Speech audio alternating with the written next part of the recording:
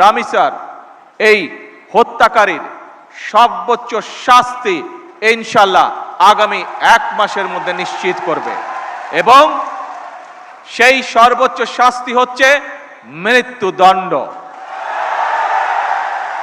ঢাকার মিরপুরে একটি নিষ্পাপ মেয়ের নির্মম মৃত্যুর মাধ্যমে মানুষের মানবিক মূল্যবোধের চূড়ান্ত অবক্ষয়ের চূড়ান্ত প্রমাণ মিলেছে।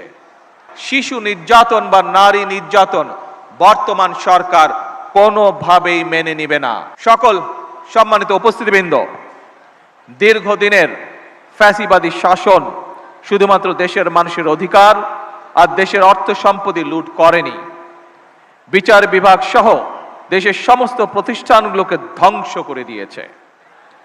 সবচেয়ে যেটি বড় ক্ষতি হয়েছে, বিশেষ করে বিতাড়িত ফ্যাসিবাদের সময় মানবতা, মানবিকতা এবং দেশের আবহমানকালের ধর্মীয় সামাজিক মূল্যবোধগুলোকে একেবারেই বিনষ্ট করে দেওয়া হয়েছে।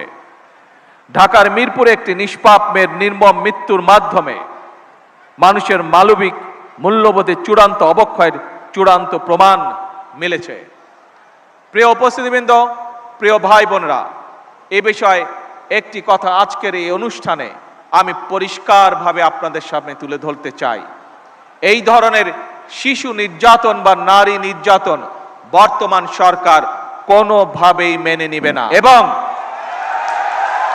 এবং বর্তমান সরকার রামিসার এই হত্যাকারীর সর্বোচ্চ শাস্তি ইনশাআল্লাহ আগামী 1 মাসের মধ্যে নিশ্চিত করবে এবং সেই সর্বোচ্চ শাস্তি হচ্ছে মৃত্যুদণ্ড, যাতে করে ভবিষ্যতে আর কোনো ব্যক্তি মানুষ এইভাবে শিশু বা নারী নির্যাতন করার সাহস না পায়।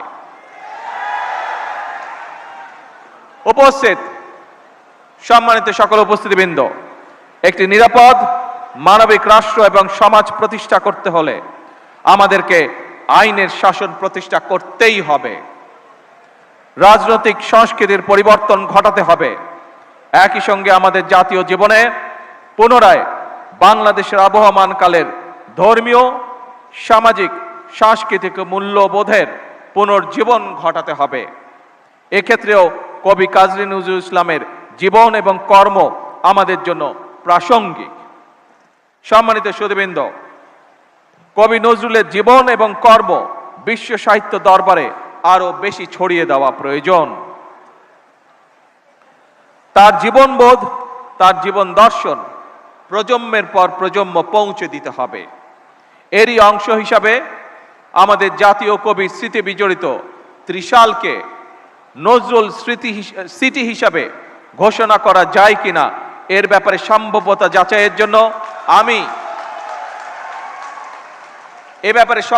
যাচাইয়ের জন্য আমি সংস্কৃতি মন্ত্রণালয় এবং পর্যটন বিভাগের প্রতি আহ্বান জানাবো।